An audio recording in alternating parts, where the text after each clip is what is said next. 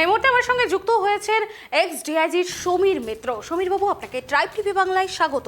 সমীর বাবু, ইতিমধ্যেই নেপালের যে পরিস্থিতি, রীতিমতো সেনার হাতে নেপাল, ঠিক কি বলবেন? সেনার হাতে নেপাল এটা স্বাভাবিক, কারণ যে ধরনের উন্মত্ততা, যে ধরনের ভ্যান্ডালিজম করা হয়েছে, সেই জায়গায় পুলিশের হাতের বাইরে চলে গেছে পুরো সিচুয়েশনটা। শুধু তাই নয়, সেনারা যদি না নিত তাহলে আরো অনেক বেশি হতাহত সংখ্যা বাড়ত। একটা জিনিস মনে রাখতে হবে যে এই যে জাগরণটা হঠাৎ করে হয়নি। আমরা যদি অতীতেও দেখি, আমরা দেখেছি যে যারাই ক্ষমতায় আসে, যে বলে না যে যে যায় লঙ্কায় সেই রাবণ হয়, সিমিলারলি যারা এইগুলো করেছে তারা কিন্তু এমন একটা বয়স গ্রুপের 25 থেকে 35 কি 40 বছর বয়স, তার বেশি কিন্তু কেউ নেই যদি আমরা ভিডিওটা দেখে থাকি।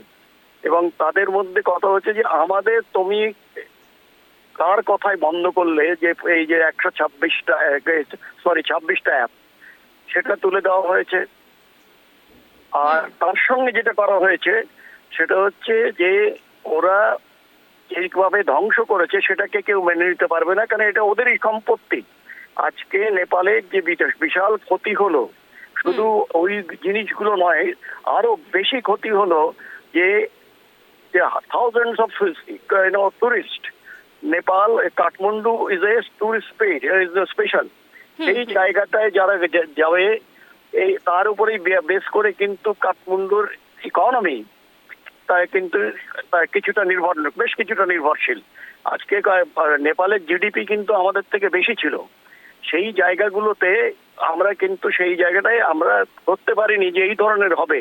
আমাদের high commission, I am very honestly বলছি যে আমাদের হাই কমিশন যিনি ওখানে বসে আছেন, high commissioner, I do not know what exactly he is doing at the moment. দ্বিতীয়ত হচ্ছে আমাদের যেটা আরেকটা, সেটা যেমন বাংলাদেশে হলো, এটা দেখতে হবে যে শ্রীলঙ্কা, বাংলাদেশ, তারপরে নেপাল, এইভাবে যাচ্ছে কিন্তু।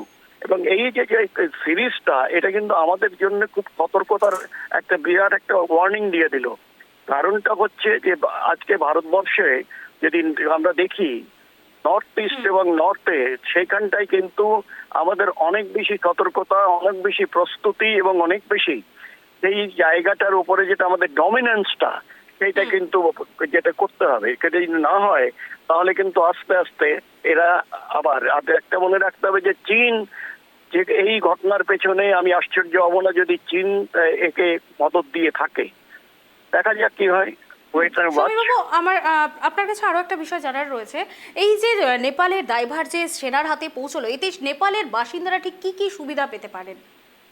নেপালের বাসিন্দারা কোনোদিনই, দেখো, আর্মি ওয়ান্স মানে যখন ওদের ক্ষমতার ইয়েটা পেয়ে যায় ইন্ডিপেন্ডেন্টলি, তুমি যদি পাকিস্তানের ইতিহাস দেখো, যারা আর্মি চিফ ছিল তারাই কিন্তু হয়েছে, পরবর্তীকালে শাসন নিয়ে নিয়েছে। তুমি বাংলাদেশের কথা মনে করো, এই যে আমাদের ছিল যে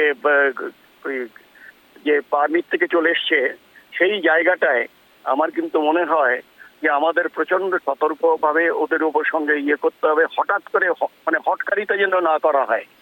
আমাদের external affairs ministry should be more proactive. কারণ এই যে জায়গাগুলো কিন্তু নালে ব্যবহার করবে। আর আমাদের যে বর্ডারে যেটা রয়েছে, যেটা এসএসবির দায়িত্বে রয়েছে, তাদের কিন্তু আরো বেশি প্রোঅ্যাক্টিভ হতে হবে, অ্যাগ্রেসিভ প্যাট্রোলিং করতে হবে।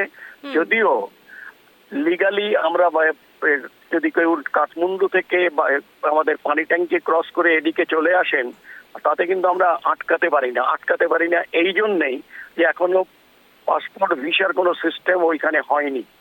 বাট আমরা তার মধ্যেই করছি।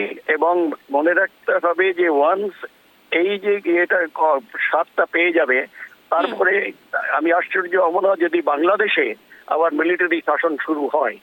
কারণ বাংলাদেশের অবস্থাও তো ভালো নেই। এবং সেই জায়গাগুলোর দিকে আমরা we are the largest country here. আমাদের একটা দায়িত্ব রয়েছে, কিন্তু সেই দায়িত্বটা এমন না হয় যে পপুলারিটি নেওয়ার জন্য দায়িত্ব পালন করতে গিয়ে দেখা গেল বুমেরাং হয়ে গেল আমাদের এফর্টটা। তো এই জিনিসগুলো কিন্তু আমাদের খুব ভালো করে মানে পদক্ষেপটা ফেলতে হবে। We are with the Nepal and army যেভাবে ওরা ভ্যান্ডালাইজ করেছে সেখানে আর্মি ছাড়া সামলাতে পারতো না কেউ। সুতরাং দেখা যায় আমাদের আরো বিরাট একটা ট্র্যাডিশনাল ইয়ে রয়েছে যে গোর্খা রেজিমেন্ট ইন্ডিয়াতে আমাদের কিন্তু রয়েছে, এবং এই যে টাকাটা রেমিটেন্সটা এটা ভালো অ্যামাউন্ট, সেই জায়গাটায় যদি আমরা না করে উঠতে পারি তাহলে আর কি করা যাবে পরবর্তীকালে আমি জানি না। ধন্যবাদ সমীরবাবু, অত্যন্ত মূল্যবান সময় আমাদের দেওয়ার জন্য। যে খবরের দিকে নজর রাখছি আমরা, রক্তক্ষয়ী সংঘর্ষে ইতিমধ্যে অশান্ত হয়ে উঠেছে নেপাল। সহিংসতার বিরুদ্ধে এবার কঠোর ব্যবস্থা নিয়েছে সেনা। এবার নেপাল সেনার হাতে পৌঁছে গিয়েছে। নতুন সরকার না হওয়া পর্যন্তই কিন্তু নেপাল সেনার হাতে পৌঁছে গিয়েছে। নেপালে কারফিউ এবং নিষেধাজ্ঞা বহাল রাখলো সেনা। পানি ট্যাঙ্কিতে কিন্তু ইতিমধ্যেই সারি সারি পণ্যবাহী ট্রাক আতঙ্কে সীমান্তে আটকে ট্রাক চালকরা। ওলি সরকারের পতন, সীমান্তে অশান্তির আশঙ্কা।